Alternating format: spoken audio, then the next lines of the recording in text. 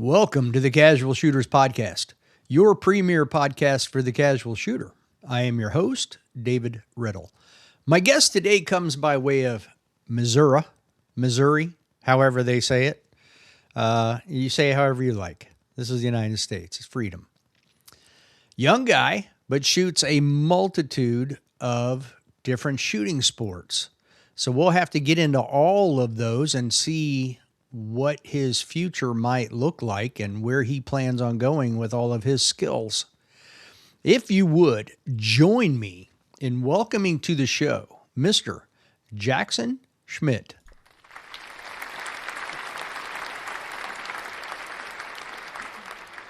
How are you, Jackson? I'm doing great. How about you, David? I'm well, thank you. If you would take a moment and introduce yourself. Yes, sir. So you covered pretty good. My name's Jackson Schmidt. I'm from Missouri, and I compete in all kinds of different shooting sports, shotguns, pistols, rifles, and in many different organizations too. Okay, yeah, I've seen quite the different videos on your Instagram, and I'm like, man, this guy shoots a little bit of everything. He would be a good guest. Yes, sir. Just a little bit of everything. Some people are confused. They think I'm a couple different people. It's like, no, it's all me. I just shoot everything. It's AI. Yeah. Okay. And actually, the picture right above you is from where you just won the IRC shootoff. Yes, sir. That was in Minnesota. That's a great shoot. The IRC is the International Revolver Championship for ICOR every year, and they always have this fun shoot off at the end. But it gets pretty competitive, so it's a blast. Yeah. So how do you say Missouri? I say just like that, Missouri. Okay. Some people don't like it; they call it Missouri, but I think it's just fine. Okay. When you were in Minnesota, how many of them said, "Oh, welcome to Minnesota"? A lot said Minnesota. Yeah. Yeah. Yep. It's like there's 5 or 6 O's in there. Let's like, Yep. there's only one O. It's Minnesota. Yep. It was interesting. Okay. Jackson, what I like to do is hit you right up front with some heavy duty icebreaker questions that make the hard drive start spinning. Sometimes it smokes a little bit for some people with these icebreaker questions. You ready? Yes, sir. Favorite movie? Ooh. You see? See, that is a tough one. That is a tough one. Wow. We'll go with American Sniper. First one that come to mind. Okay. It's a good movie. What is it about that movie? I just like the Navy SEALs and their discipline and their craft. It's very interesting. I used to watch a lot of movies like that with my dad growing up, and I think that's where a lot of my interest in guns and the Second Amendment started. No desire to join the military? No, my dad was a Marine, and when I was young, I was really dead set on that. I think I really wanted to be a Marine and a policeman just like he is. But now I think I'm looking more into the competitive and maybe even professional side of shooting sports. You said American Sniper. I don't know if you can see that right at the tip of my finger. I see. That is my hog's tooth. I was a Marine sniper. Oh, wow. Very nice. I noticed that back. You got a nice collection back there. It's just for all display for the podcast. I mean, they all shoot. Everything's functional. Everything's, Absolutely. It's all good. Okay, that's my Remington 700, and that's a Savage 6.5 Creed. Oh, wow. I don't have one of those yet, but I'd like to get one. Okay. Yes, sir. Okay. Question number 2. Mm-hmm. If you could have any superpower, what would it be? Ooh.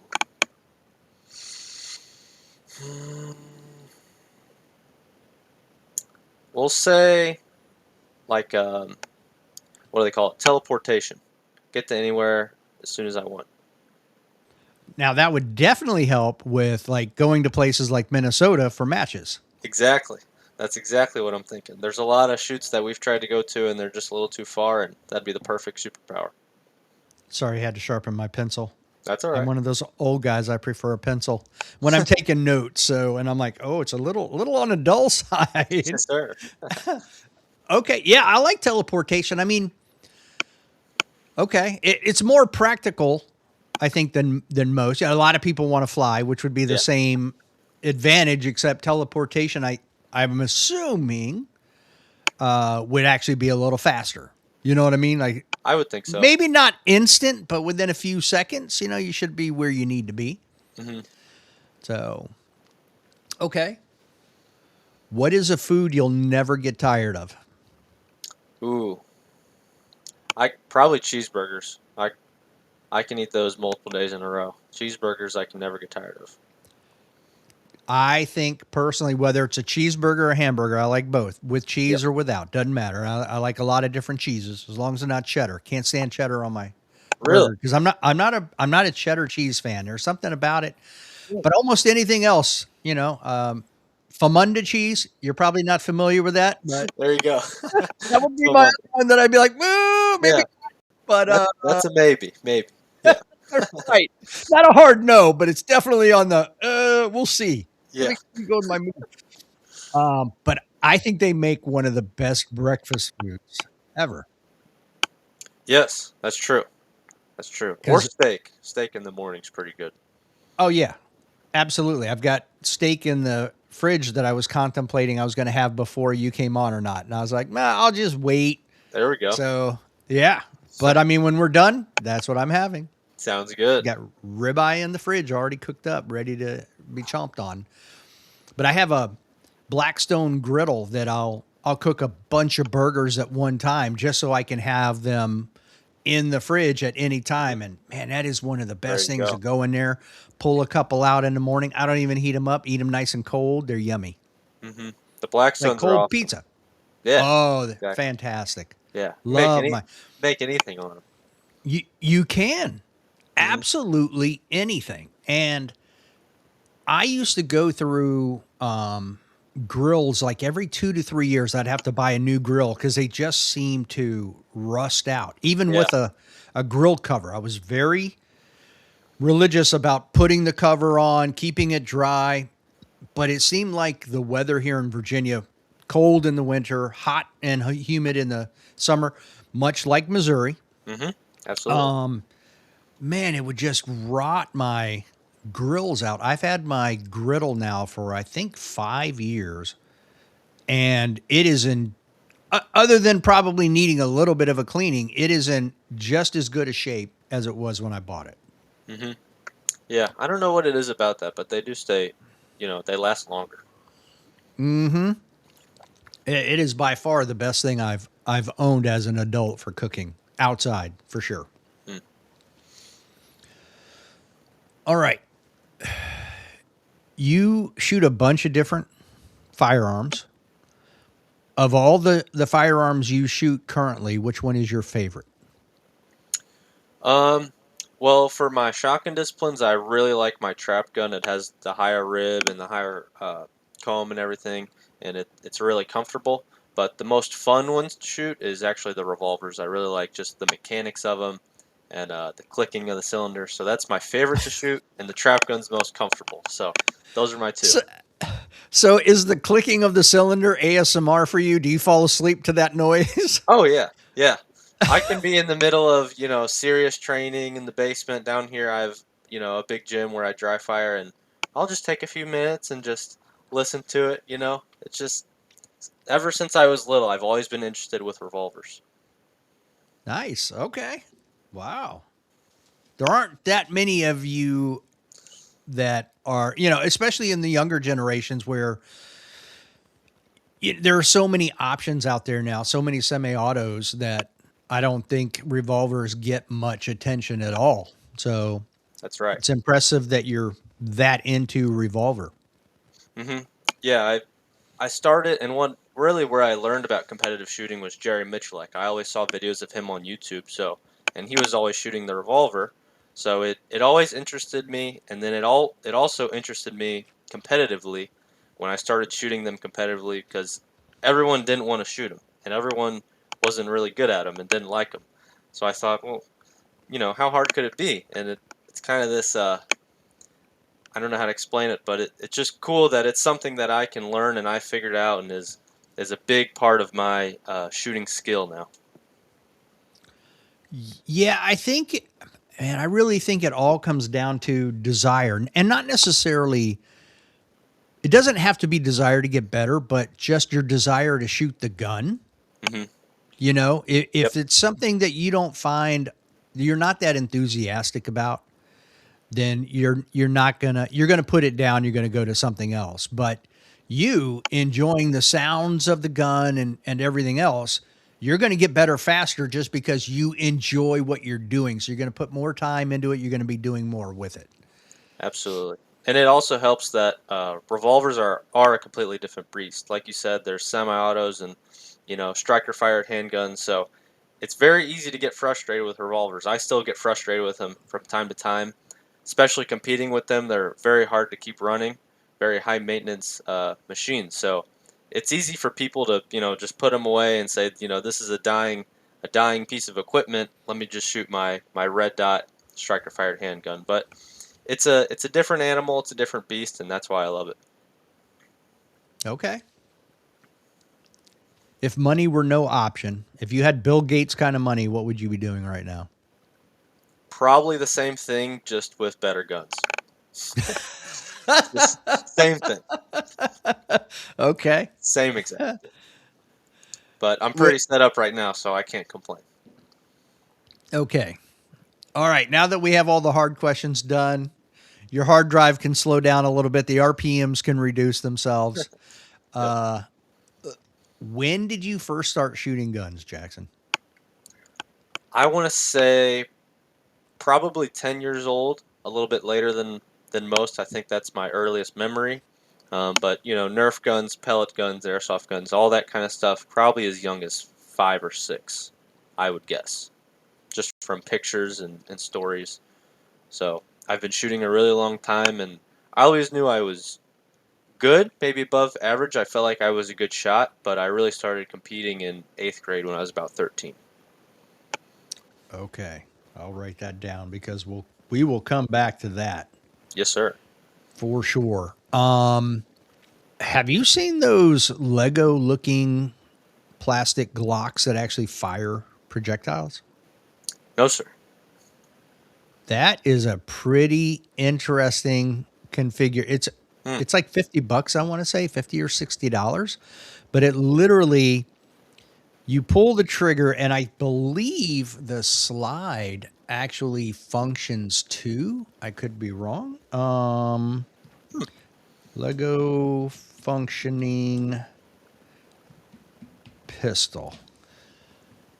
Where was that when I was little?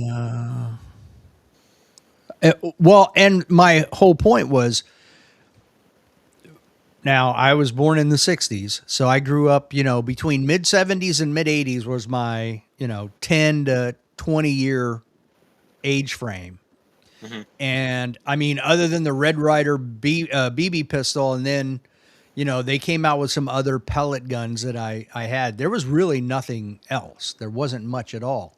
Mm. And now, when my kids were young, they had airsoft guns and you had paintball guns, and now you have these Lego pistol guns. I'm trying to I had seen it on Amazon, but I don't see it there. Anyway, yeah, it's I'll have to find the link again, and then I'll make sure it's in the video, so if people want to look it up, they can. I'll send it to you in Instagram so you can see what I'm talking about. Okay, I'd appreciate it.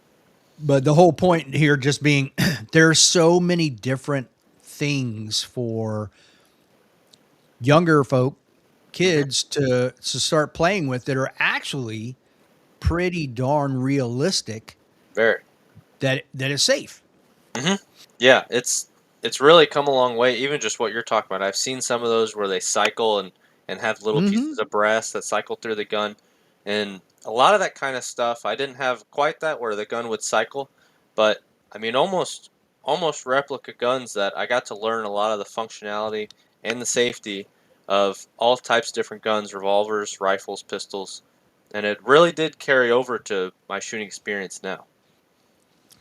And it's funny you said eject. That pistol, not only does it cycle, not only does it shoot a projectile, and I think it's 10 yards the projectile goes, the brass casing ejects as well. Really? So it's Okay.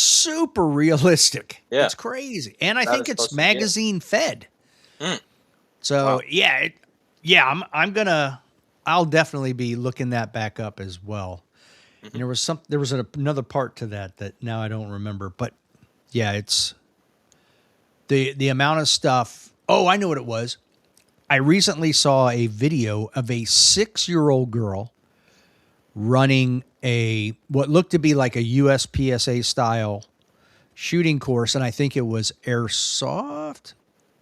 Hmm. It was, or might have been a 22. It was something that the recoil was minimal. Obviously, she's 6. She doesn't have any ability really to manage recoil, but Hmm. so the gun wasn't jumping much at all. But she was running around shooting stuff, and it looked like it was outside with walls Hmm. and different things. So it looked like you couldn't see the whole course because the view was somewhat narrow.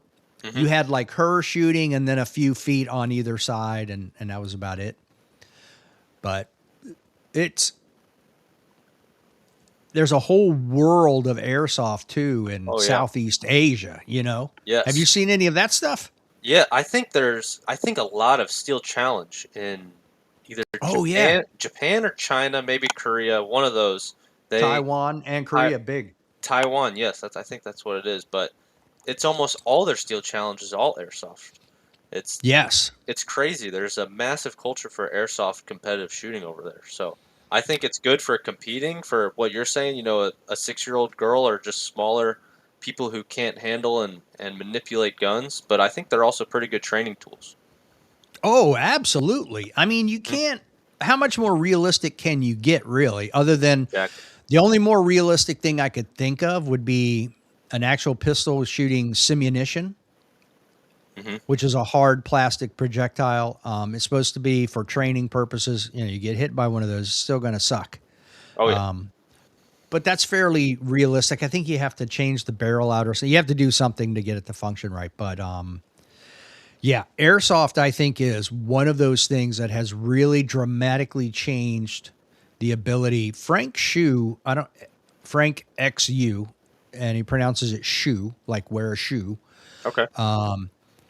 Met him in USPSA. He does a bunch of IDPA, and he's Taiwanese, lives in Utah, travels over to Taiwan all the time, trains people. He was just in Thailand, I think, with the Taiwanese team doing IDPA Hmm. Worlds, or maybe it was just a big match, like a regional thing.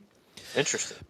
But he had a bunch of them come over here for IDPA Nationals, had had it set up so that they had guns and ammo waiting for them here, and they went back with plaques. You know, they won Mm, stuff just from absolutely. shooting airsoft. Yes, there's an old that reminds me of. Do you know T Rex Arms and Lucas Botkin by chance on Mm-hmm. YouTube? I remember an old video of theirs. They had this. He said it was their project. This guy from Japan who did lots of uh, practical shooting and competitive shooting with all airsoft guns, almost completely, like the replicas, because the technology over there is very good. And they flew Right. him over just like you're saying, and had guns for him ready. And they were doing drills, and he was smoking everyone on their team and crushing everyone up there. And he was, it took him a few minutes to his brain to figure out the recoil and the impulse and everything, and he was ready to go. So it was a really interesting video. Very short learning curve, you know? Yes, absolutely. Yeah.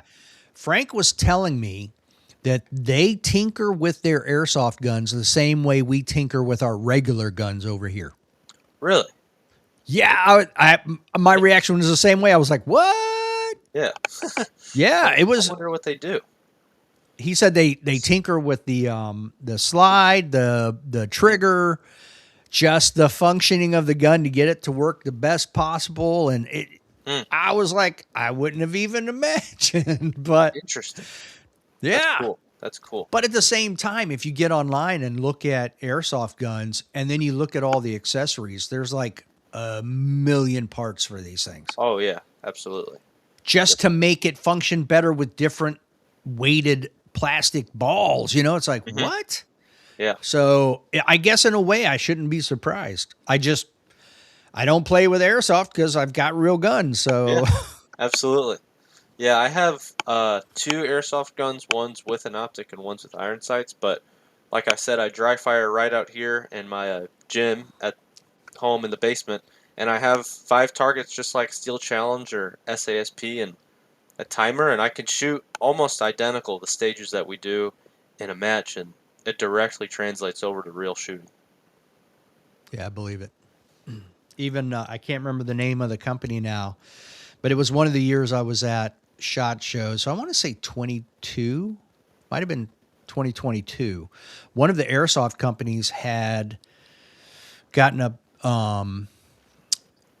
like copyright or trademark approval from Canik, Hmm. and actually Canik supplied them with the drawings, and they recreated an exact replica of one of Canik's pistols into an airsoft gun. So Wow. Frank was telling me who to talk to, and then tell him you're there. Tell him I sent you, and you're there to see the elite combat. So the guy took me around into the small little office they had, Hmm. and sure enough, man, this thing was, it weighed the exact same amount. The slide reciprocated. It was magazine fed. It had a red dot attached to it the same way that the regular pistol did. Everything was the same. I could literally take it into my garage, put it in my holster, dry fire with it, and everything would be the exact same, basically. Wow. That's awesome, Yeah. that technology. And I think that'll really continue to advance, and who knows where they'll be in another 5 years. Right. Yeah, That's it's that's amazing. And very cool technology. again, going back to when you were 13 just getting into competition, imagine if you had, where it's much cheaper, much easier to buy one of those than Hmm. a regular firearm. And then here you are again, your dad's like, "Oh, here you go. We're going to go out to the garage. We're going to set these targets up. Okay, I want you to run this way this time. You're Hmm. going to run it this way the next time." You know what I mean? Like Yeah. he's telling you, he's giving you what the stage is, and you're figuring it all out. The quality of the training would be 1,000% better than what you'd be able to do without. Absolutely. I mean, I shoot. They come in 5,000 round jugs, and they're $36 to shoot. Yeah. If you want to shoot 5,022 long rifle rounds, that's about $400 right now. So, $36 or 400 for almost the exact same experience. It's Right. it's really incredible what it can do. And if you're in an enclosed space like a garage, Hmm. you can recycle 90% of those, because you're going to Yeah. lose some. Hmm.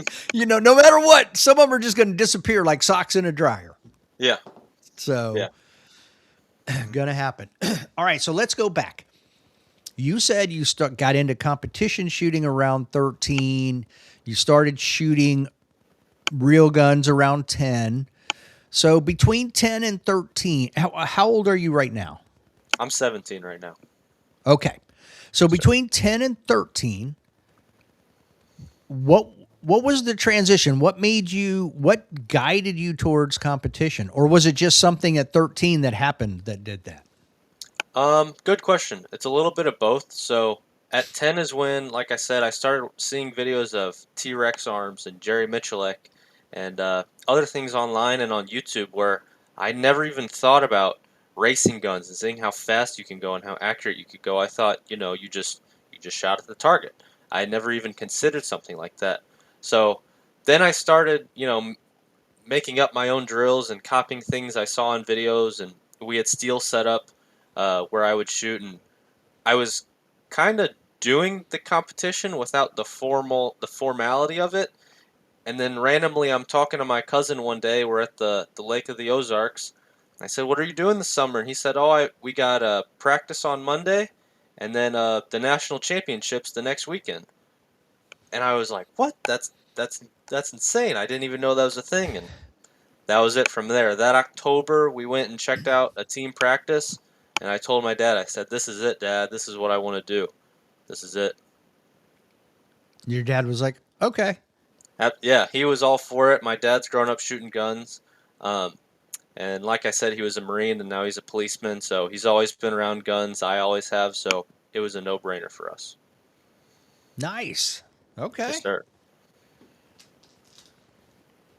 So are you a senior in high school or gonna Yes. be or okay. Yep. On Monday will be my first day of my senior year.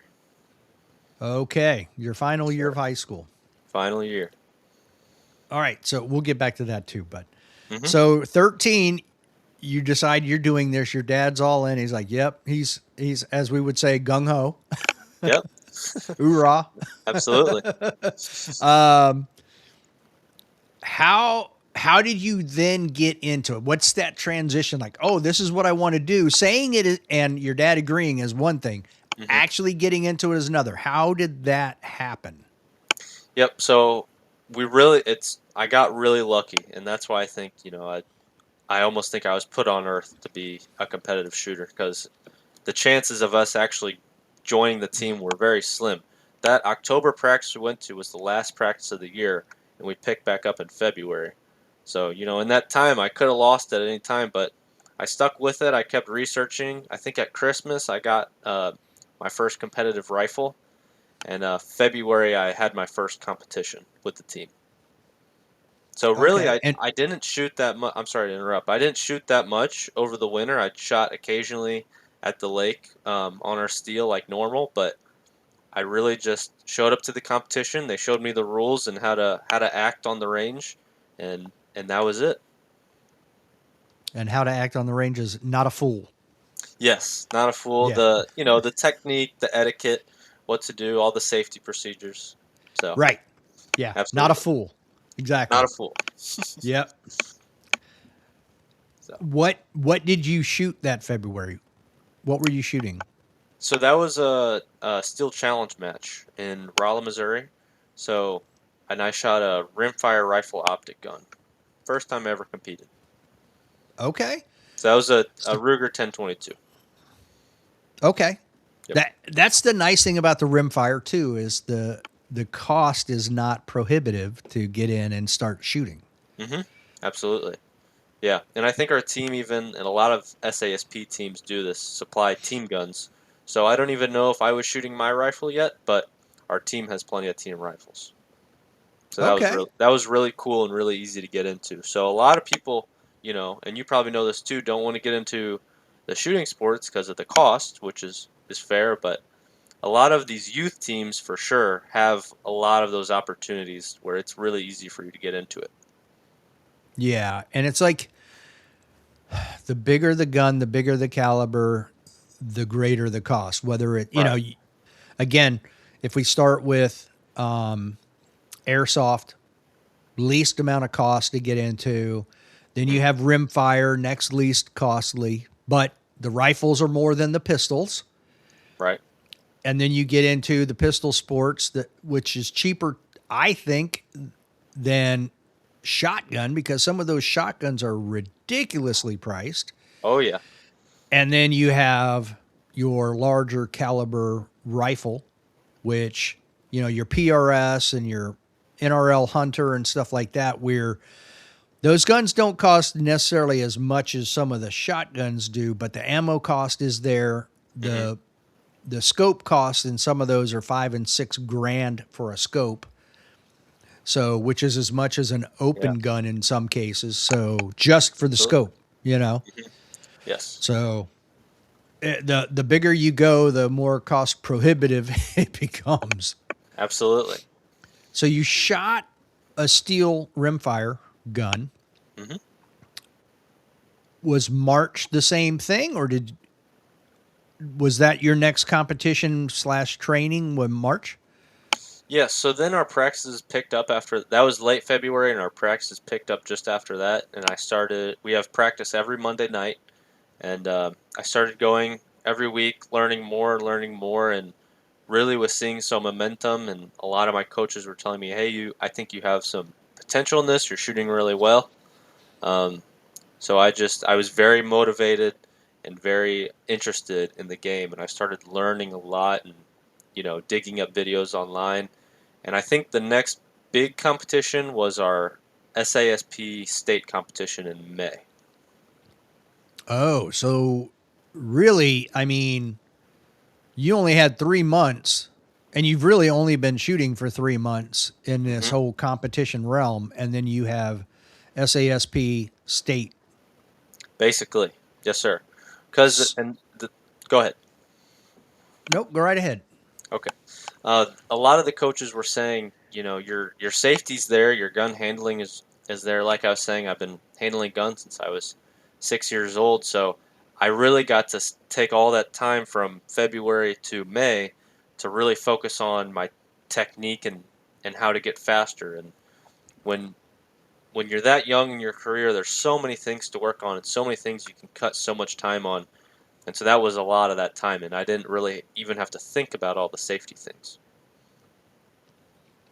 Yeah, I get it. Mhm. Right, because and you're not necessarily dynamically moving, which reduces a lot of that, so you can kind of focus on the Correct. basics. Hmm. How much practice? You said that you guys were practicing every Monday night, but how much dry fire or other practice were you doing when you weren't at an official practice? So at that time, I think I went through that full season, and then the following, I didn't even know what dry fire was. I think that winter before the next season is when I really got serious and started training on my own at home. I had acquired some of my own guns by then, so I was able to dry fire, and that's when I really got into the training at home and into fitness as well, and um, also the mental aspect. Okay, you're 13 years old and you're talking about fitness and mental aspect. Yes, sir. Uh, I can't imagine what I was thinking about when I was 13, but I guarantee you it wasn't fitness nor was it mental aspect of shooting. Yes, sir. Did someone talk to you about that or how did that come about? Yeah, so the mental aspect came from a book, With Winning in Mind by Laney Bassam. Um, I've read that multiple times. I have my original copy in my room. There was a teammate of mine on the team, um, Kylie Wells. She was still probably one of the best shooters in the world. She slowed down her career recently, but anyway, she recommended me that book, and I don't even remember why. That's why again I think I was put on earth to compete because she randomly recommended me that book and I just stuck to it. I was looking up because there was someone else that I have reached out to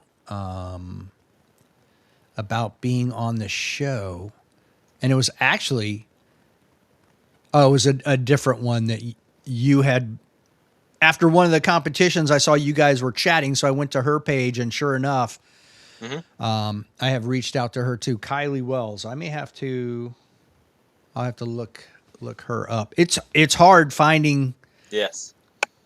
Hmm.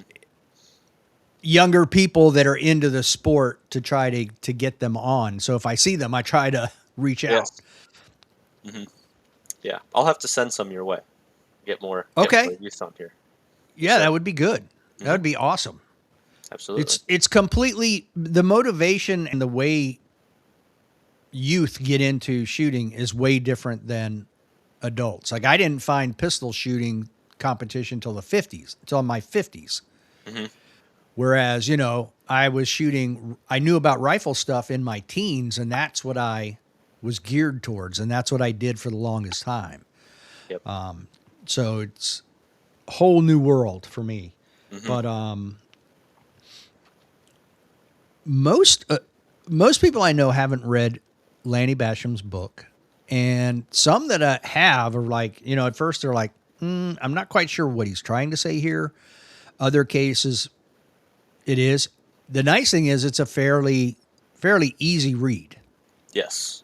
Yep. I like the detail that he puts in there about certain things because him being a rifle shooter and me having been a rifle shooter, when he talks about smells and stuff, Hmm. I can smell the smells that he talks about because Hmm. I've experienced them and I can generate that smell just from reading his Yes. books.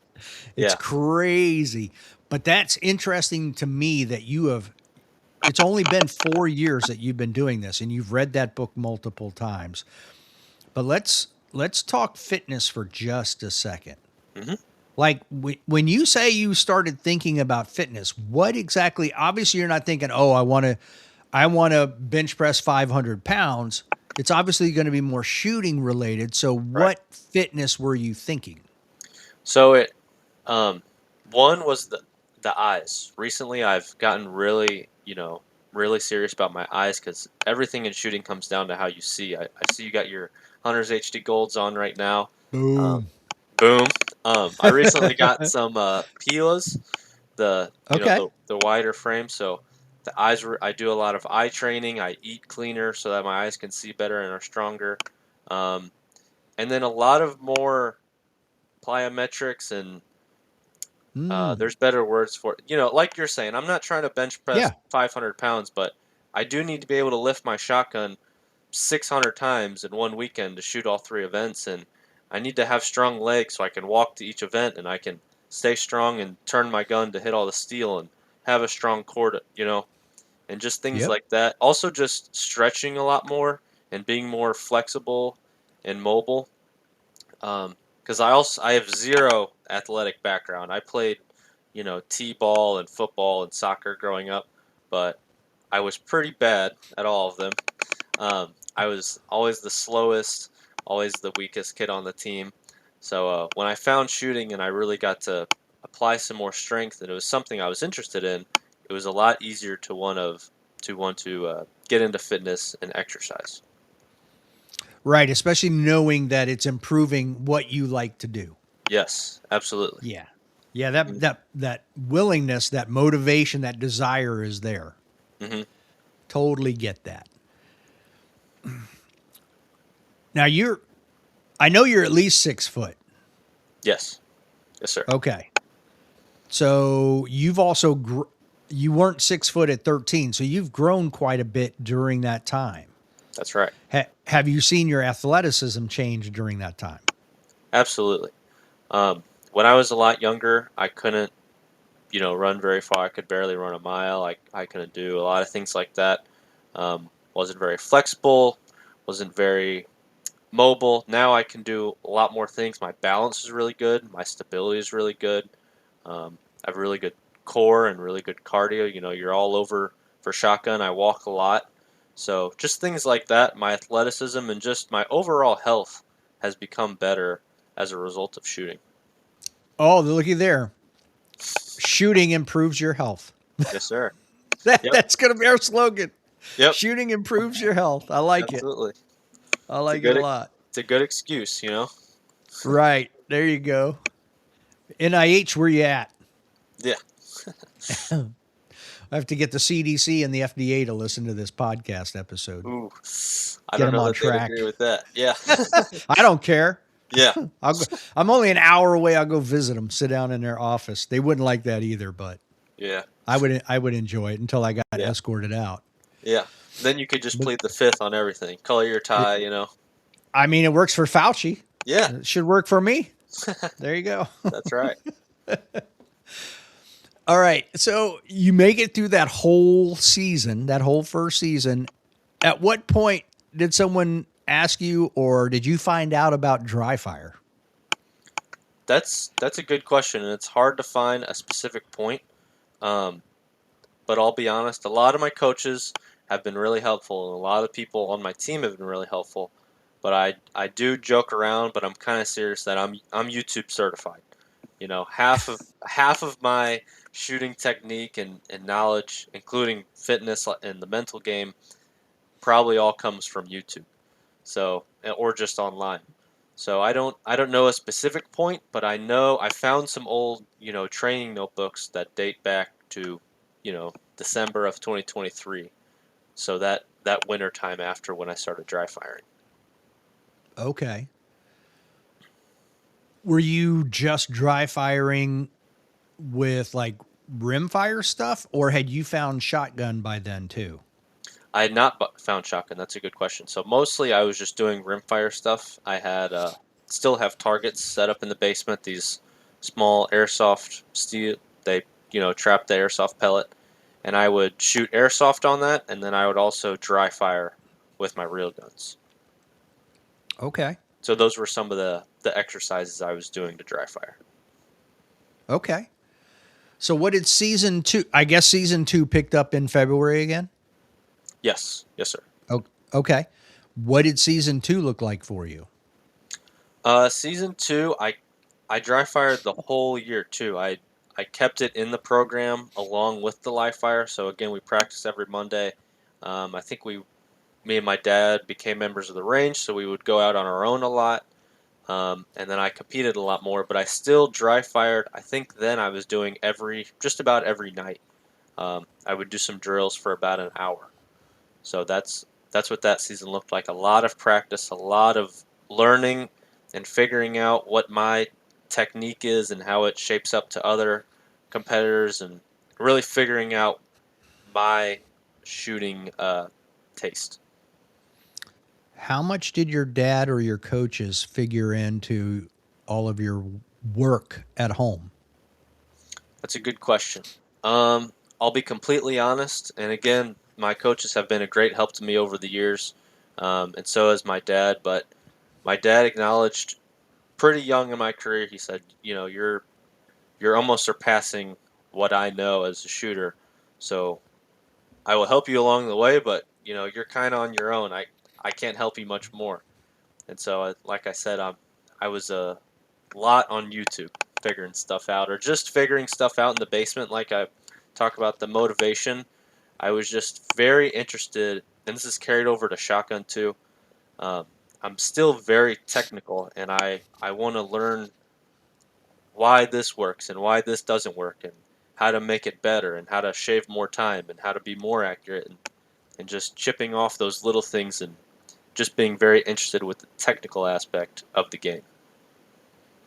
I like that because I think that makes you better no matter what you do in life, whether it's Mhm. shooting.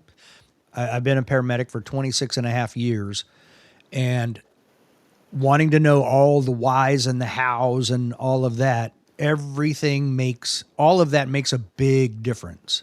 Absolutely. Yep. Yeah, it's bigger than, like I said at the beginning, it's bigger than just shooting at the target. There's so much more into it. We just brought my brother out this weekend. He's a ball sport kid. He's been playing basketball, football, golf, everything all his life. And we were just having him shoot a plate rack with my rimfire pistol at about 10 yards. And I was helping him, and he was missing, having a hard time. And he said, he's like, I didn't even know there was this much going into it. You really have to be an athlete to do this, and there's so much that goes into it. So there's a good example of just how technical this game is. Yeah. Yeah. I mean, being an athlete doesn't necessarily mean running. You know what I mean? Absolutely, absolutely. Yeah. Yep. There are some sports that I don't consider sports. Like bowling to me is not a sport. Okay. I don't think there's enough of everything you would need to do to make it that way. I do think shooting is, Hmm. especially the more dynamic it becomes. I don't know that PRS, I don't know that as a rifle guy, I don't know that I would call PRS Mm. shooters athletes. Yeah. I just wouldn't. Hmm. I don't consider bowlers athletes. Pistol shooters, shotgun shooters, stuff like that, where there's reaction time and all this other stuff going on, different story. Hmm. Because that is stuff you have to train that isn't, repetitive. It's like dynamic. Absolutely. It's a anything that I think is a diminishing um, a diminishing skill is the word I'm looking for. Something you have to constantly train and get better, and something you get better at. I think is a sport. It's good point you made there. What do you think about golf? Do you think golf's a sport? I go back and forth all the time. Mm. I really do. It's very repetitive. There's not a lot dynamic about it. I mean, and there, so I don't know. It takes a lot of skill. It's a very skilled sport, Very but I don't know if I would call those guys athletic because I don't know that you need to be athletic to do it. true. You Hmm. just have to have that willingness, that desire to do it, put in the time, put in the practice. So everything's controlled every single time. Whereas again, it's static. The ball is sitting still. There's no, yeah, I don't. Yeah. I want to say no. That I would call it the game a sport, but I don't think I would call the competitors athletic. Okay, that makes sense. That's I like And that. that's yeah, and that's not. Those guys are phenomenal Oh at yeah, no, nothing against. that. Yeah. Yeah, not at all. Yeah. Absolutely not. I mean, Mhm. they would smoke me in a heartbeat. I mean, I joke all the time, and it's true. But if I go out and I'm going to play golf and it's 18 holes, I take a minimum 36 golf balls with me. Yep. There you But go. I don't practice. I Hmm. don't do anything to get Hmm. better. So I'm like, all right, if I have average two golf balls per hole, I should be able to finish with at least a ball left. Yeah, just get through it. So yeah, Yep. exactly. Because Yeah, I'm only looking for my golf ball for a minute, and then I'm like, I'm dropping one. there you go. Yeah, my brother's a big golfer, and him, and my dad all went out before. Like I was saying, we shot this weekend. We did that before. Um, and I think golf, I've really gotten into it because it's ridiculously similar to shooting. I think Mm-hmm. it's so technical. There's so much, uh, you could say gear and equipment, all the different clubs, all the different types of balls and tees and the different courses. Have you ever heard where people say sporting clays is golf with a shotgun? Yes, I have actually. Same exact thing. It was ridiculously similar to shooting. The difference is, I think there's that dynamic component with the shotgun. Hmm. You know, it's not a static target where you're just pointing your gun at it and shooting it. That's true. You know, Hmm. you've got to now track it. You've got reaction time. You've got other stuff going on that makes it a much more difficult game or sport in my opinion. Anything where you're not having to track something or and it's just Mm, a static thing. that's true. That's a good point. The I did high power rifle shooting. There was nothing athletic about that. It's a sport, Hmm. but you're either standing shooting offhand at 200 yards or you're sitting shooting rapid fire at 200 yards or you're prone shooting 300-yard rapid fire or you're prone at 600 yards shooting slow fire. Hmm. There's nothing athletic about that. Yeah. Nothing. Yeah. Now, what I will say is being athletic, being fit, being all of these things helps with Hmm. every single thing we've talked about, whether it's bowling, whether it's golf, Absolutely. whether it's shooting. Doesn't matter what it is. Hmm. Living life longer, Yep. being athletic helps. Yes. Even if you're not playing a sport, I think just being more aware of your body and being more healthy is beneficial to everyone. Well, yeah. And you said something earlier that I think is even bigger than going out there and making yourself more athletic, which is eating cleaner, because that's the Yes. number one. It's got to start there. If you're not doing that, it doesn't matter how Hmm. much you work to be fit. You're putting stuff in your body that's literally killing you, especially if it's ultra processed. So, Absolutely. Yeah, the food actually has been the bigger part of the health. When I say I was into health and into fitness, the food has been a huge part. Because why do we want to argue as shooters that we're athletes and this is a sport, and then eat like junk and never work out, and it's just not fair. It's not fair to shooters to say that, say we're athletes, and then treat our bodies like crap. And it's also just a performance thing. I shoot better when I eat a lot cleaner, eat a lot less. I hydrate, you know, high carbs, high protein before matches. Um, so I shoot better, I perform better, I think clearer, I can make better decisions in the moment. Um, so it's just all around. It's so much better. I agree. I can't argue with anything you said, Hmm. Yes, sir. nor would I anyway. That's all right. But I don't disagree with stuff you're saying. I Hmm.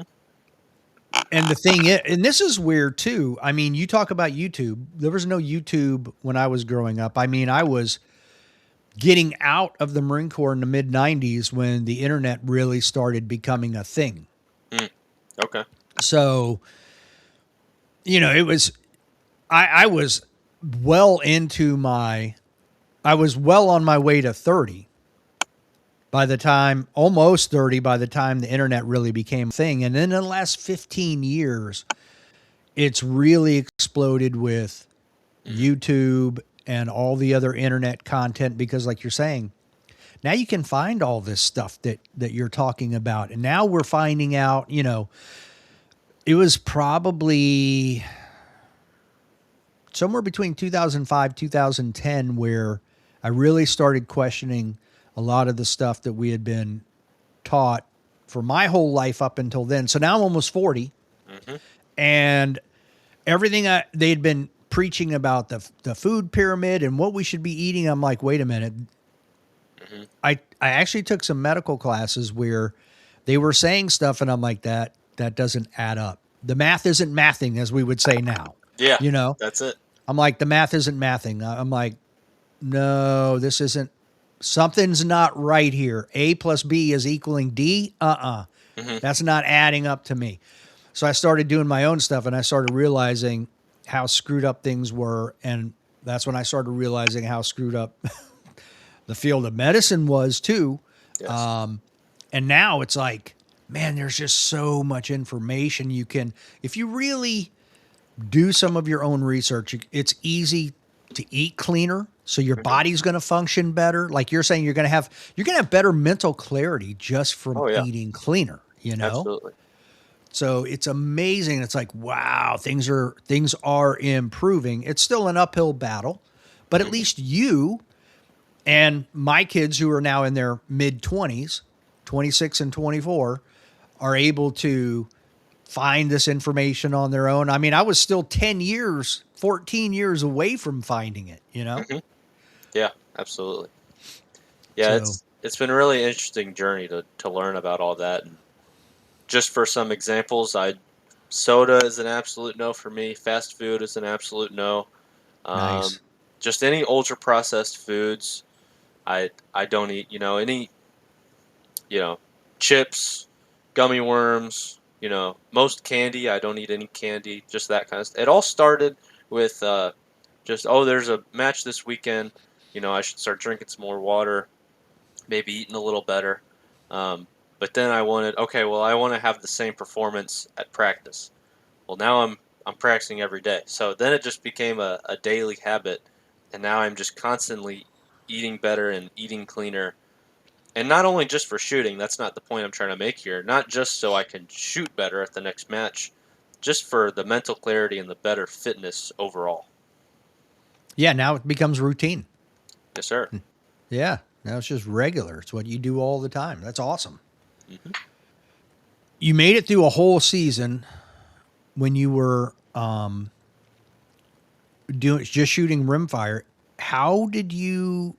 So now you're 14, which was only 3 years ago. And how did you find shotgun? How did that come up? So our pistol rifle team it's about 30 to 40 people now, and at the time it was about the same. And I think there was one person on our shotgun team, it was the same coaches, and the kid was on the pistol rifle team. So they're basically two of the same teams as far as the people go, just two different organizations. And we learned about, so at the SASP Nationals, we were all shooting all the disciplines. There's 11 now. Um, and that week at the Cardinal Center, where the SSSF national championships are, the shotgun side and the pistol rifle side have their national championships on the same week at the same time. And we learned about this event called the Top Gun Challenge, where you shot 3 disciplines on the pistol rifle side and 3 disciplines on the shotgun side. And we were already doing the pistol rifle disciplines, and we were looking, and all the people winning were all shotgun people, and there was 0 pistol rifle people. So we kind of just threw ourselves into it and said, let's get the shotgun team together and see what we can do, see how we can do at nationals, and that's where it started for me. I don't know what made me want to to join the team. I don't know why I did it. I don't remember. I've asked my dad. He doesn't remember at all. And I don't know. Just out of the blue, decided to join the team. Did they have shotguns for you to borrow there too? So they did when we still have team shotguns that some people on the team shoot. But at the time, we had our team had a deal with a local gun store, and we knew the owners real well, and he let me borrow a Browning Satori 725 Sporting over and under. It was a really nice gun. I really like shooting it, and I think I borrowed it for that entire season, and took it to nationals and everything, and I really loved it. That's actually the gun I shoot now. I bought an identical one. So he literally just let you borrow it the whole season. Oh yeah, this guy. My gosh, we went in his basement and it was just wall to wall. He had more guns than he knew what to do with. I mean, So we this had was his personal collection then. yes, personal collection. Wow. Not even a big trap and skeet shooter. Just had it just because. Um, and we did that a couple times where we would say, "Hey, do you have this?" I don't know. Come, go look, and we'd come over, and we'd find it in his basement. And like this, yeah, this is it, and yep, take it, and we'd take it for the whole year and compete with it until we got our own, and clean it and return it. And it that was a good deal. That was interesting. Okay. If money were no object, I want to be that guy. I Yes, want to have a basement full of guns that are just, I mean, like there was literal Matrix piles. or, Yeah. oh my, I need to be that guy. Yes, there was a massive table. It was probably 2 foot by 8 foot, and it was piled up and had like a mound over the middle of just optics and suppressors and every gun piece of equipment you could ever think of, and it was just like this mountain. And he just had It's like piles of guns everywhere.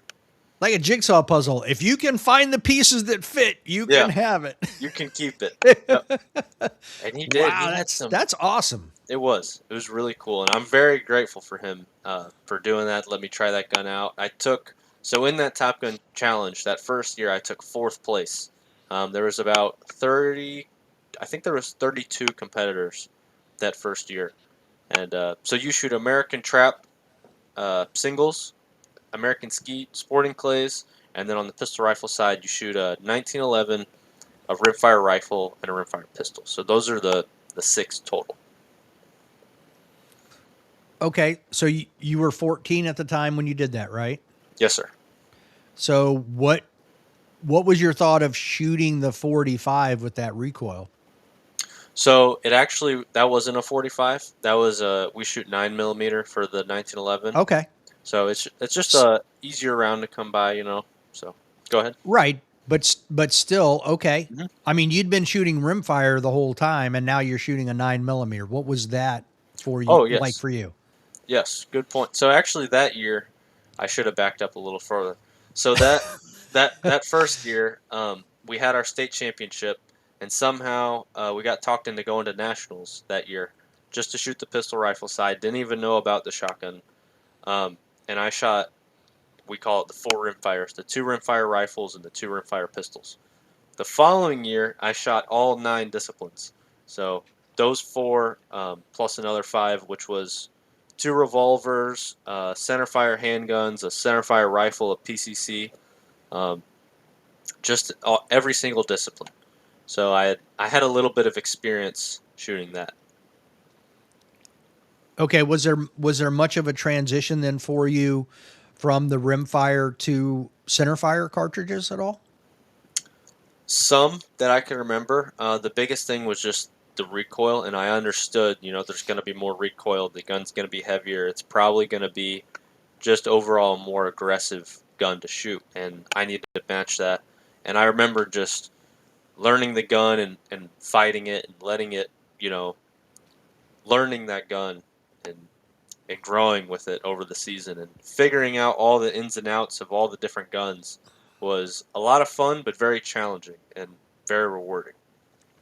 All right, correct me if I'm wrong. Yes, sir. I feel like a 1911 is, having owned a revolver and shot some revolvers, I feel like the 1911 is much easier to get a good solid grip on with two hands Hmm. than a revolver. So Yes. What was the learning curve for the revolver? Um, the learning curve. So, like I said, a lot of people on the team, a lot of people I know don't like the revolver. They're hard, like you're saying. They're just hard to hold. They're hard to get a grip on. Yeah. Um, they're it's almost like they're not even designed to be held sometimes. Uh, Um, One-handed. They're more designed for like, yes, I believe, more one-handed shooting. absolutely. But like I said, YouTube certified. I just started researching Jerry Michalek videos. I think he had a 10-minute video. I've watched it a couple times. How I hold my revolver. Watched that, copied it, came back to practice, used it in practice. My teammates were like, "What are you doing? Where'd you get that?" And showed everyone there. And that's kind of how it started. And now I'm kind of the revolver guy on the team. So that was the learning curve, was just learning from YouTube, doing it in practice, kind of tweaking it to how I liked it, and then just sharing with other people. So basically, you watched YouTube, you copied and pasted Jerry Michalik into your brain housing group, and then you were Oh yeah, there. yeah, almost completely plagiarized. I'll be honest, I almost. don't think he cares. Yeah, I I think he would take it as a compliment. I hope so. I hope so. I Oh mean, why yeah, else would you post the video? yeah, exactly. And look, now there's a much younger version out there Hmm. kicking people's butts with a revolver. For I am sure. sure he would be tickled pink, I hope so. as they say. So was the revolvers you guys shot in those disciplines, were they rimfire or were they center fire? Good question. So there's one of each. Both are iron sights. One is the 8-shot 9 millimeter. For most people, is the center fire, and then for the rim fire is the 10-shot 22. Okay. All And we all, steel stuff or yes. what? Okay. Hmm. So so then walk me through too, just real quick, real briefly, like when you go to a match like that state championship, what are the courses of fire? Are you shooting cardboard? Is it all steel? What are you doing? So the SASP, the Scholastic Action Shooting Program, um, the same people or the same guy who designed the Steel Challenge stages designed the stages for SASP, and it's pretty much just Steel Challenge with different stages, the exact same rules, just different stages, but designed for youth. So it's, I believe, fifth grade through 12th grade. So it's, instead of 8 stages at a Steel Challenge match, it's 4, and just different target arrays. So that's the only difference, really. But the rules are almost identical. Right. Okay. It was SASP then you were talking about. Okay. Yes, sir. Do you know Tegan Richmond? I do not. Okay. She was big into SASP too Okay, growing up, and she's a PCC, USPSA PCC shooter. I gotcha. think she's a master at this point. Nice. So very good, but she did a bunch of SASP. So we had talked about it when she came on. Yeah, it's a great program for kids to get into the shooting sports because it's only 4 stages. It's, I think, if you shoot the whole match clean, it's about 100 rounds. So very minimal to get into and a lot of fun. Okay. Yeah, that's pretty simple. I saw you had posted a picture with JJ. So Hmm. I know that I think Morgan Leonhardt has been there at nationals and done some stuff with shooters. Hmm. Have you done any training with Morgan at Uh, nationals or? yes, the one year we met up with her, she came and did a demo for Glock, where I think we talked about target transitions with a center fire, um, Hmm. and that was really good. It was actually a very interesting training session, and I think that same year, JJ Rakaza was there, so that was a really cool experience. And the SASP has a lot of stuff like that where they bring in people to come to the youth event and show off, not show off, but show the skills and do a demo of some of those professional techniques. Well, and I would say maybe show off some skills Oh yeah.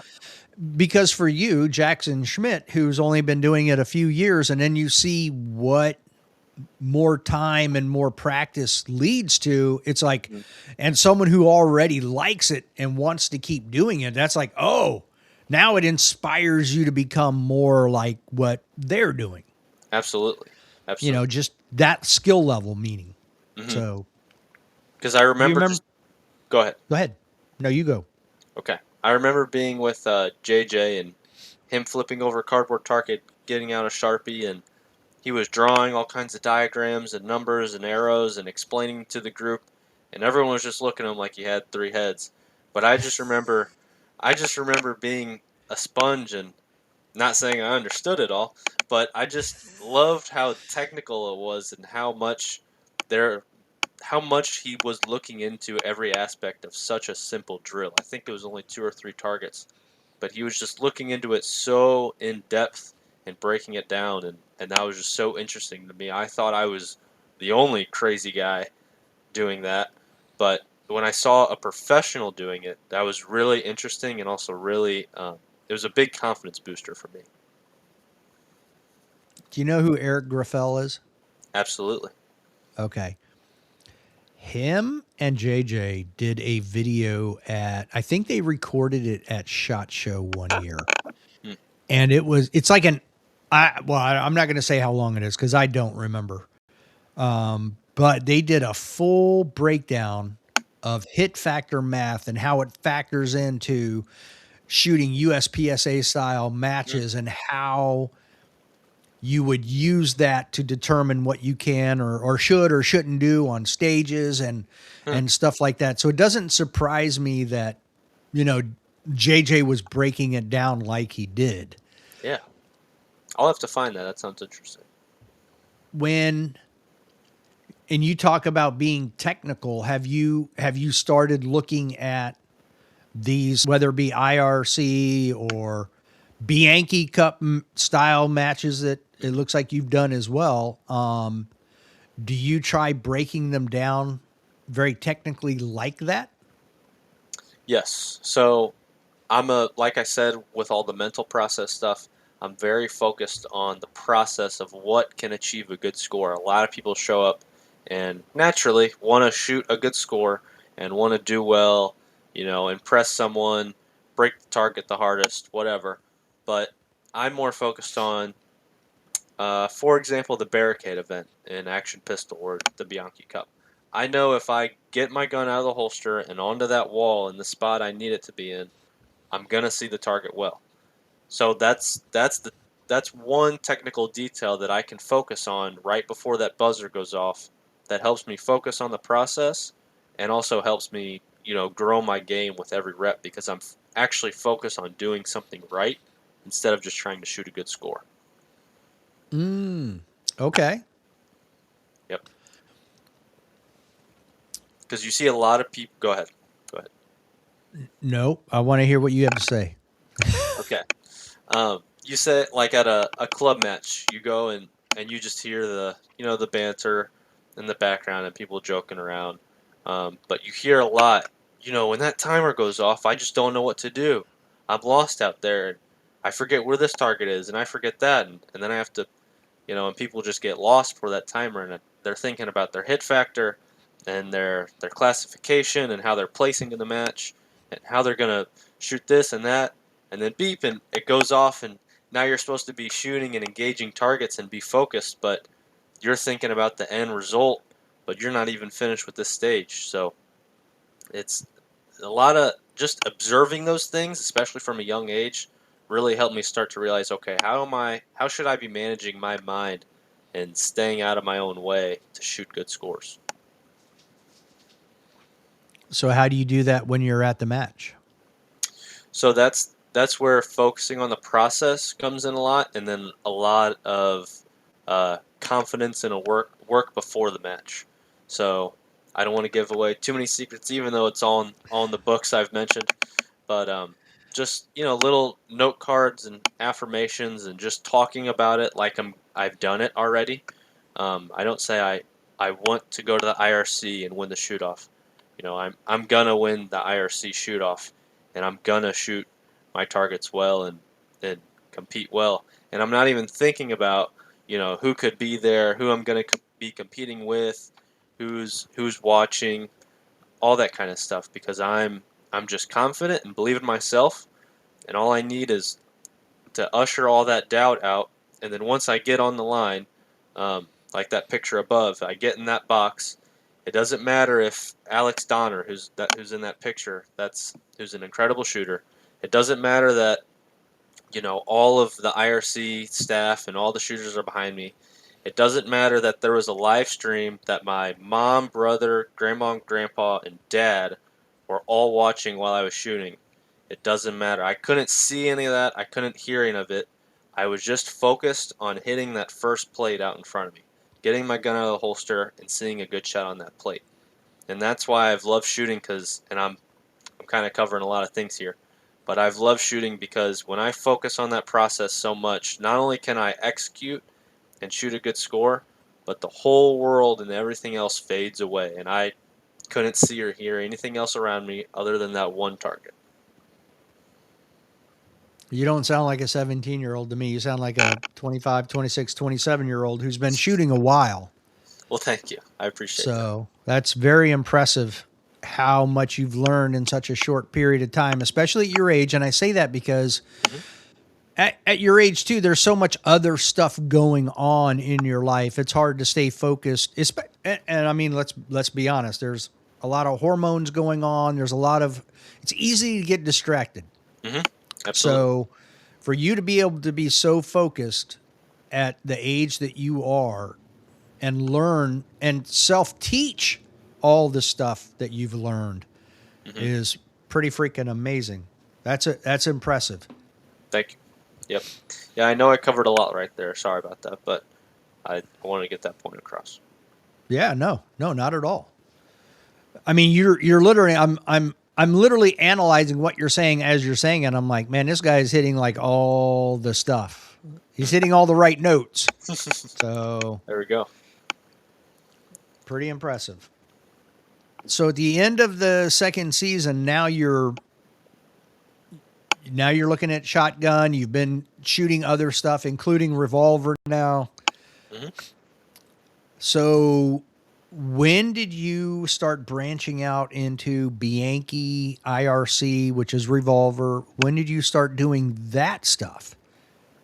So I think the revolver came first. So the revolver I was shooting a lot with the team, and then I started shooting it I think I shot it at a Steel Challenge match. No, I know what happened.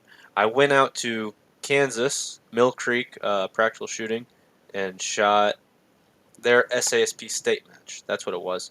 And one of the helpers out there was Dave Williams, who actually ran the 2025 IRC there in Kansas City.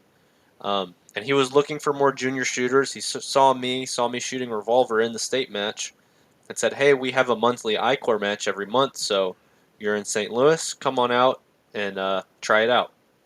So that's where my revolver I-Corps passion started, and I started shooting a lot with Dave at those monthly matches.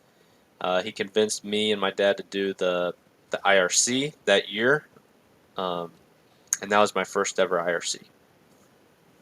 What did you think of it? What was your first impression of the IRC? I really liked it. It was probably my first ever major match that wasn't related to uh, the SASP SSP. steel shooting. Yeah, it was the first major match where I was very new. I was kind of a nobody, and I was the new guy on the scene, just trying, a new discipline in a new place and a completely new type of competition. So it was really interesting. I had a blast with all the stages. Dave put on a great match, um, and I shot really well. I was very surprised, and I think that's where I got my start in Bianchi. Is I picked up a free entry to the Bianchi Cup on the prize table, and that was how I got that started. So Because that's also in Missouri, is it not? yes, sir. The Bianchi Cup is in Green Valley. That's where they hold it every year, which is about an hour and a half from my house. Oh, nice. That's convenient. Very, very. So I would assume then that IRC is the first time you started shooting cardboard targets. Yeah, I think I've before then I had done some local USPSA matches, and then maybe one. I think there was a tier two. It's the Missouri Fall Classic. I think I had done that. Um, so a little bit of cardboard shooting, but definitely not too much on the move. Nonetheless, with a revolver or with I-Core rules, which are a little different. Right. So kind of just got thrown into the deep end for that one, but it was a blast. Right. It's, Well, the good thing is, though, even though it was new to you, shooting wasn't new. So, gun handling, being safe, all that stuff was secondhand by then. So, it's just learning the new nuances to this new game, you know? Absolutely, and that's what I've liked about. A lot of people ask me how I can shoot so many different disciplines, and one I just enjoy. It's like learning to shoot all over again every time. You know, you get that. You know, you're having to figure it out and the progress, and then some success, and just learning to shoot again. And that's what I've really liked about all these different disciplines. As long as you don't put your pistol over your shoulder like a shotgun and walk around, I think you'll be Yeah, good. yeah, you'll be good. You'll be good. That is still the wildest thing to me. They're like walking around, Oh yeah. with the shotgun over their shoulder. Yeah, the that was a big shock, especially at nationals. We went into some store. I tell this example all the time. Basically, to them, if the gun's broke open, it's safe. It can't do anything. It is. Yeah, They're it right. is. They're right, Yeah. but you can, there's a lot of flagging. You know, in our world, you'd Yeah. be flagging people, but Yeah. you just put that thing on your shoulder and spin in circles, and no one Yep. bats an eye. But we went into a Browning store, and I was mounting this gun, and someone from the shop came over and said, he goes, "Bring it up." It goes like this, and I was like, what do you mean? He said, mount it. And I mount it, and I'm pointing it over at the wall, and he goes, "No, here."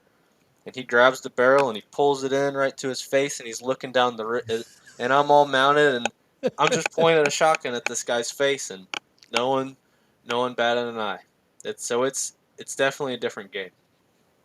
Yeah. It definitely is. But I mean, it's no different than like the bolt action guns behind me. If I pull that bolt out, it's an inert gun. That's true. Hmm. I mean, you can't do it. I could throw it at you. I could Yeah. hit you hit you with it like a club, but Hmm. I can't shoot anything out of it, period. So it's no different than the shotgun being broken down, Hmm. like that and slung over it's just like you said, you're walking around and you're flagging everybody. Every yes, every. So that's humorous to me. It is though. It's like I don't have any issue with it because it is perfectly safe. Hmm. So it's just funny, Yes. ironically funny that you're just flagging everybody. The more I think about it, the more I laugh. I love it. So while I'm talking about shotgun, Hmm. is there any desire to? There's a lot of Olympic shooting with shotgun. Is there any desire to move in that direction with shotgun? I think so. Absolutely. I've been very interested with my two big shooting idols are Jerry Miculek, like we talked about, and Vincent Hancock. I'm sure you've heard of him. Yep. Incredible Olympic skeet shooter for the United States. Um, he's been a really big inspiration for me, and I actually met him at the NRA conferences this year. So that was a really cool Oh, experience. nice. Yes, that was really cool. He's what kind of brought in where I believe that this is a real sport, and you have to be an athlete to compete. Um, and I just like his discipline and his respect and knowledge of the game, and obviously just how good he is. So anyway, I am very interested in the Olympic disciplines. I just need to find, a path to get there. Okay.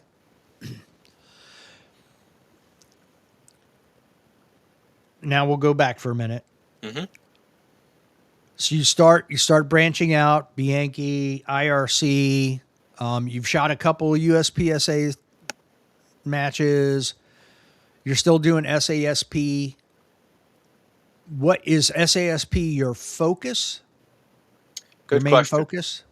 So it kind of depends on the time of year. So right now, after nationals in these August to November months, there's some action pistol shooting going on. There's some revolver shooting going on. There's some more shotgun matches. So those are kind of my focuses as I come up to each match. About a month of preparation and focus for each, and then in probably January is when I will start my focus for the SASP Nationals in July. So that January to July is SASP and shotgun focused. Okay. Yes, sir. At IRC. So it was at IRC this year. How hmm much time did you practice prior to that for the IRC World Championship? So I'm a little embarrassed of this. I haven't talked about it that much, but this year was a lot earlier. Last year it was in October, so I think I spent most of September, most of October training. So almost 2 months for the IRC. Hmm. This Okay. year it was only a couple weeks after our SASP Nationals. So I had come back and given myself about a week after nationals before I got that drive again. Um, and I would say I maybe had 2 weeks of dry fire practice in my basement and maybe two live fire sessions before we went to the IRC. So Okay. very minimal practice this year for me. Right. Well, the timing wasn't as good as it was last year, so I get that. Yes, which I respected and I understood the challenge, and I was ready to go and perform and do my best. And, there's nothing you could do about it. So just I put in as much time as I could and showed up with the same confidence as if I would have had 10 years to train. Okay, fair enough. Other than Alex Donner, who else did you face at the IRC shootoff? Lou Warner, he's an older shooter. He's a good buddy of mine. We met him last year at the IRC, and he's one of my favorite shooters to shoot with and just see at the range at all these I-Corps matches. Um, I think he took second place for the open shoot-off, so we went really far in the shoot-off together. I think I shot off against, I can't remember his name. I think it's Jeff something, but he has a very long beard. Incredible shooter. He and Alex Donner were both in the Records Reloaded challenge. I don't know if you read about that at all this No, but year. I know what you're talking about. I did hear about it. Yeah. Yes, so they both were in that. I was really hoping Michael Pogge was going to be there for the shoot off, and I could have shot off against him, um, but he wasn't this year. So Yeah, I don't think he showed up to the match, did he? he did shoot the match, but he left before the awards, the shoot off, and the Records Reloaded challenge. So, Oh, okay. I yep. didn't. Yeah, I looked. I didn't see his name, so I must have just missed it. I will have to hmm go back and look. Yep. He's a fairly decent revolver shooter. Fairly decent. Yeah. Yeah. Yeah, I wanted to see your reaction. Yeah. My I've God. had him on the show a couple of times. Really? That's Yeah, awesome. he's a great conversationalist. I Yes. could sit here and talk revolvers with him. I mean, him and Alex Bakken both hmm very very heavy revolver focused guys. Yes. Yeah, Mike, he's very interesting to me. I really like his shooting style because it's very smooth and controlled on the target, but then when he gets to that next one, he really is moving. And you see a lot of the top shooters in I-Corps blend those two styles, the slower pace shooting on target for better points, but then the fast running like you would have in USPSA. So it's been very interesting to learn and just watch his game and trying to apply it to my own. Yeah, I can see that. That's a that's a good person to watch and emulate. Absolutely. Yep. I mean, he's a 9-time USPSA and a world champion. So hmm can't get any better than that. Or much better anyway. So let's talk Bianchi real quick. That isn't they call it action pistol. I don't know that I agree with that because everything's static. The shooting is static. hmm Like the shooter is static, I should say. And for the most part, the targets are except for the one stage. How do you like the moving target stage? I really like it. I think coming from my shotgun background of shooting at moving targets, it was a really easy transition for me. And I think you mentioned this earlier. It wasn't that I was learning to shoot again. I knew the safety. I knew how to shoot. I was just applying it to a new Yep. event. So A I new was discipline. applying Yep. a new discipline, right? So I was just applying my shotgun skills and applying my accurate pistol skills into the same event. So that was really interesting. And the mover is one of my favorite events. I want to shoot Bianchi just to shoot the mover. Yes, it's worth it. That would definitely be my favorite stage for sure. Hmm. First time you shot the mover stage, were you happy with the results?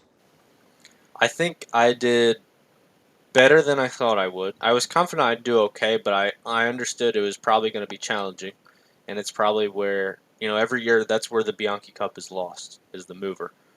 Um, so I still dropped some points, and obviously had work to do. Still have work to do on all the events. Excuse me, but I think I did good that first mover, and I'm still learning. Okay. So you have experience shooting it. I do not. I have shot movers, but only with a rifle, not with a pistol. Okay. Well, I can't say that. I have shot a mover at a USPSA stage, but not like Bianchi Cup where you're shooting constantly as it's moving. Hmm. Because I think it's what, 6 shots per pass?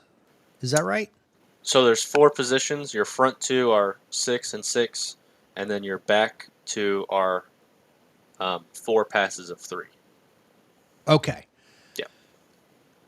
I feel like the most difficult part is once the round fires and you've started into recoil, is maintaining that track and getting your sight back where it needs to be as the target's moving.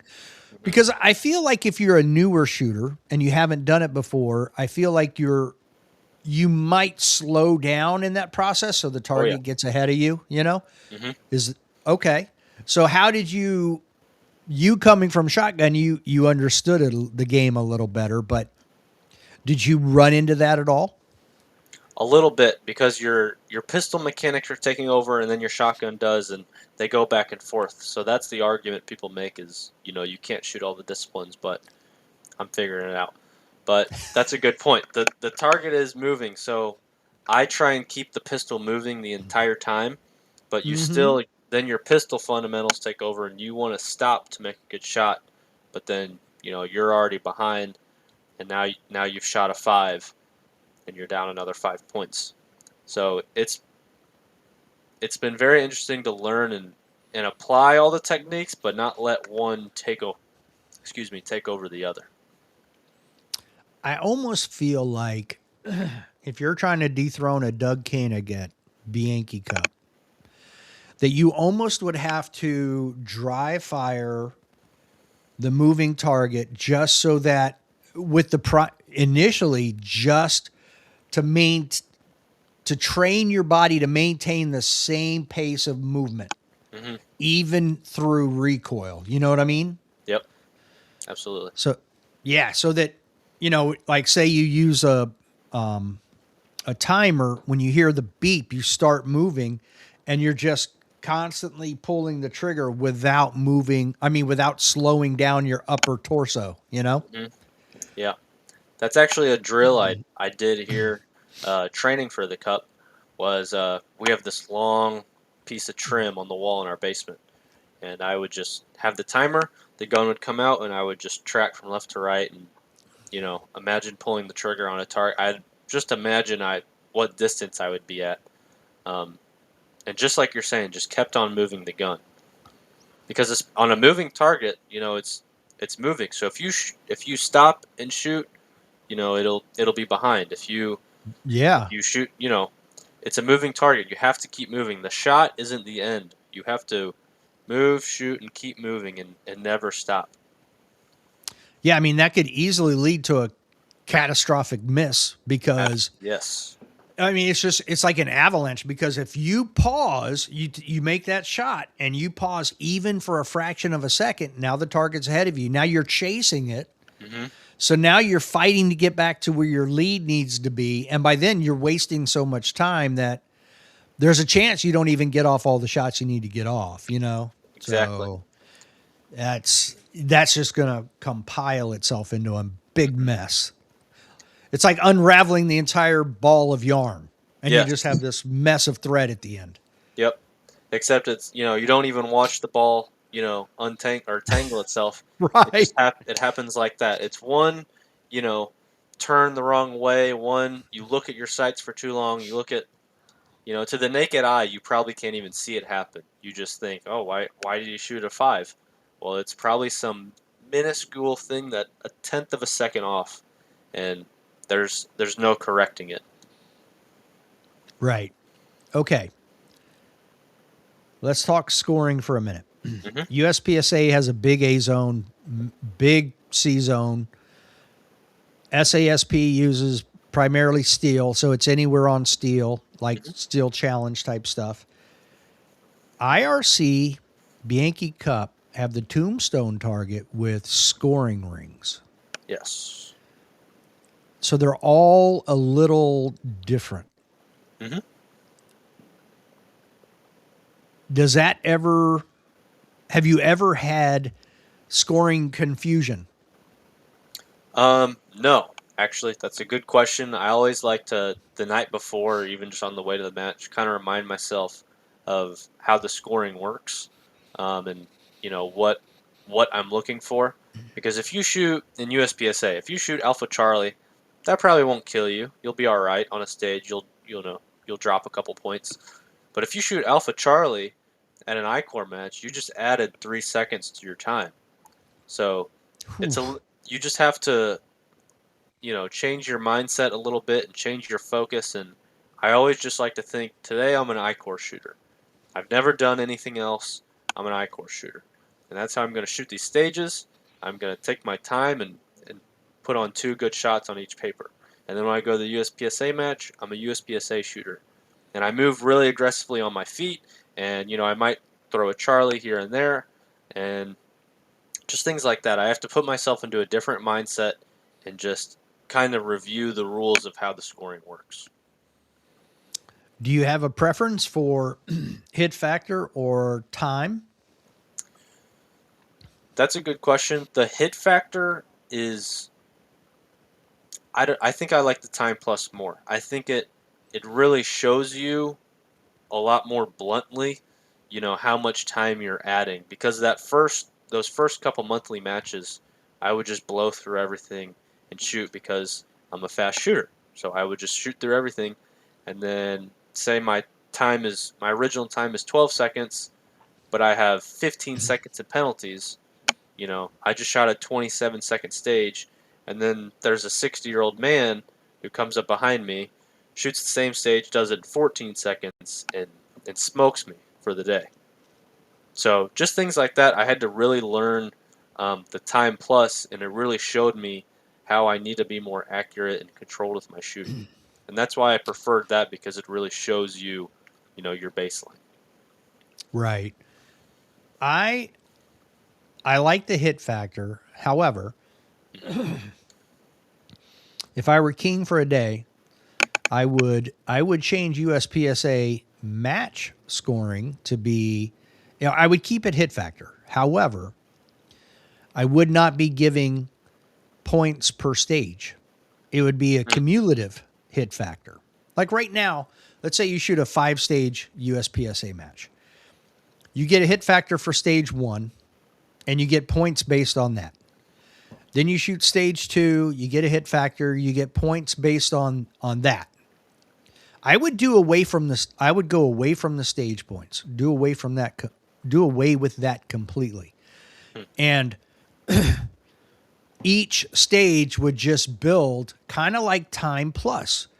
Okay. You would have your time. You would have the score that you got from all the points you shot, and then So all the points you shoot for across all 5 stages divided by your total time would be your hit factor, because right now I can go out there and let's say it's a 100-point stage. So it's a 20-round stage, USPSA stage. And I can kind of blow some points. Maybe I don't do as well, but I was pushing it hard, and it won't necessarily affect my standing nearly as much as if I take those stage points away. If I take those stage points away, now you do that same thing. Well, now instead of being 10th at the match, now you're 25th at the match. And I did this because there was a year JJ had a squib at Carry Optics Nationals, okay? So he basically zeroed a stage. And he was able to fight back, and I think he got to number 16. So he's still top 20 with a squib, with a 0 on a stage. Wow. When I changed that whole match to cumulative, or what I was calling aggregate hit factor, he dropped to 63rd. Really? Yep. Because once you're inaccurate, or in this case it was a squib, it wasn't because of his accuracy, but it's the same concept. If you're loose with your accuracy, it's going to have the same effect. It makes it much, much more difficult for you to make it up.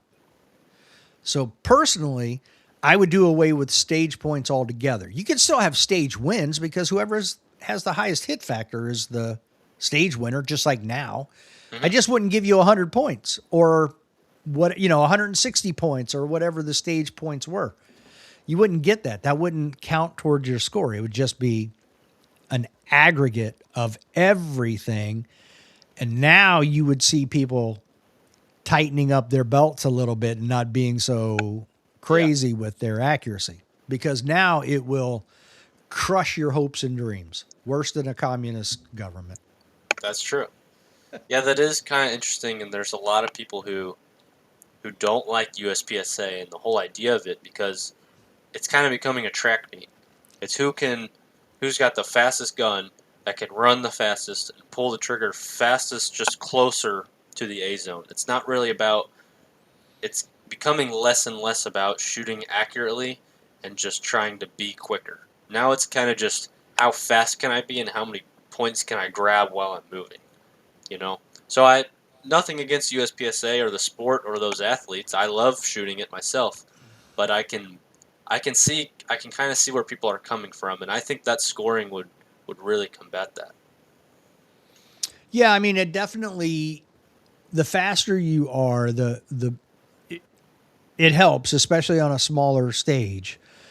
But I don't necessarily agree that it's all about speed. There's definitely an accuracy component, but I think as big as the scoring zones are, I feel like it's not quite penalized enough to be loose with your accuracy. You know what I mean? That's where I think the aggregate hit factor, keep the hit factor. I'm okay with that, because that's what it's all based on, hit factor, the whole game. But I think doing aggregate hit factor will make people tighten up their accuracy more, just because they know that, oh, okay, I had a decent run on one. Yeah, but if you keep up that same style of looseness through all 5 stages, you're going to be out of the running fairly quickly.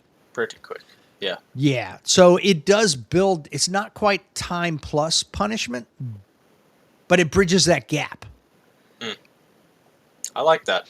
Because there is a lot less accuracy in USPSA. It's just the 2 hits on target, which is okay. Again, that I like the sport. I love shooting it.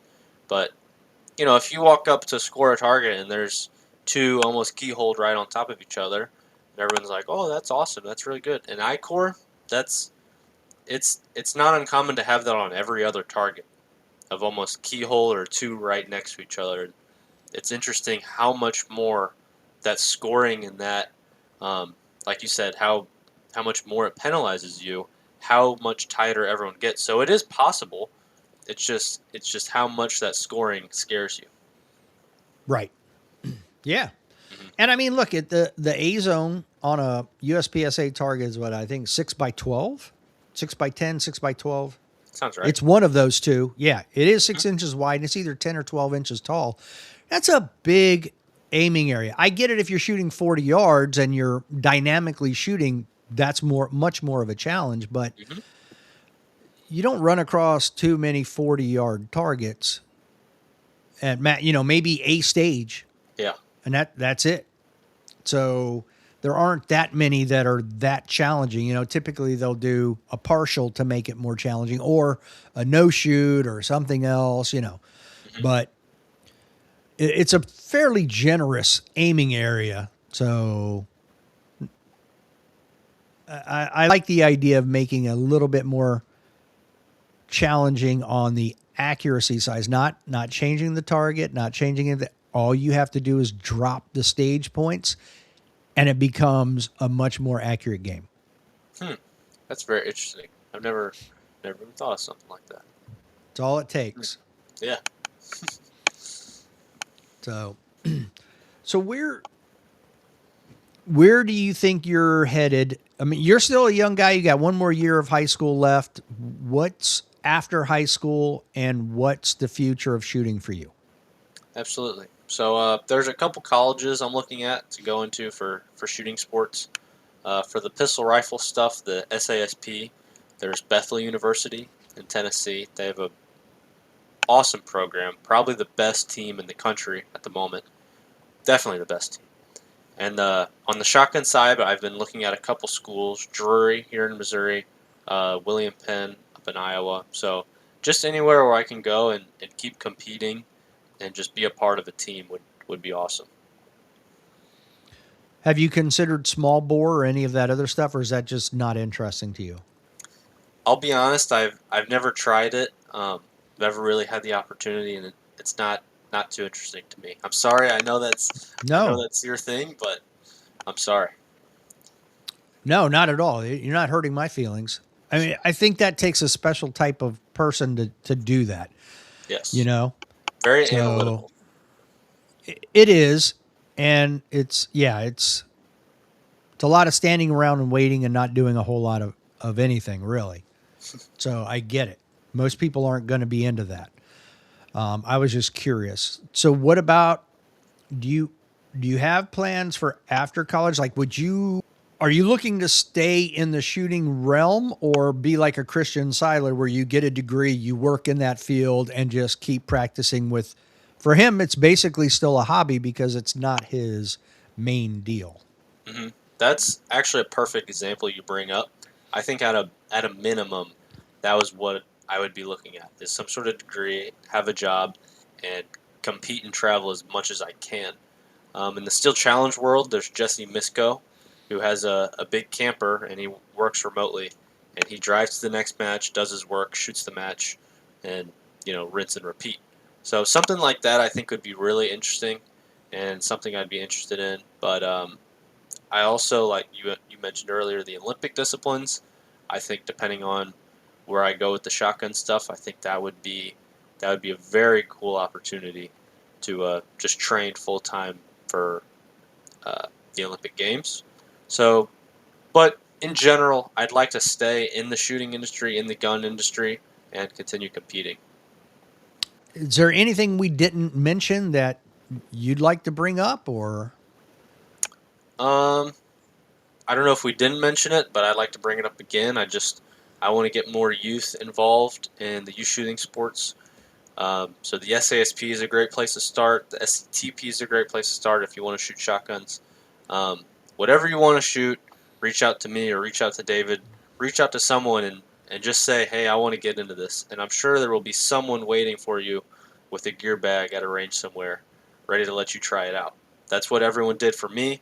That's how I got into steel. That's how I got into shotgun. That's how I got into revolver and eventually into Bianchi.